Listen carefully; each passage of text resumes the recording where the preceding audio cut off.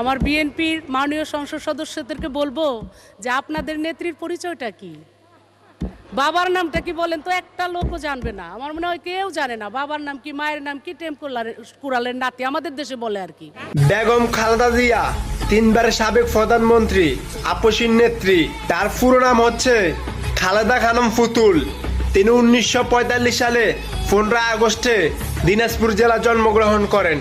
আর তার বাবার নাম হচ্ছে ইস্কন্দর মজুমদার, তার মায়ের নাম হচ্ছে বেগম তৈয়বা মজুমদার। আমার ভাবতে অবাক লাগে, আপনি মমতাজ রাস্তা রাস্তায় গান গেয়ে বেড়াতেন 20 টাকা 10 টাকার বিনিময়ে, আর আজকে সেই মমতাজ একটা দেশের তিনবার প্রধানমন্ত্রীর পরিচয় চাচ্ছেন। কোন দেশে বাস করি? আপনারা কেউ কি আমাকে বলতে পারবেন শেখ হাসিনার মায়ের নাম কি, আর শেখ হাসিনার মা কোন ধর্মের ছিল?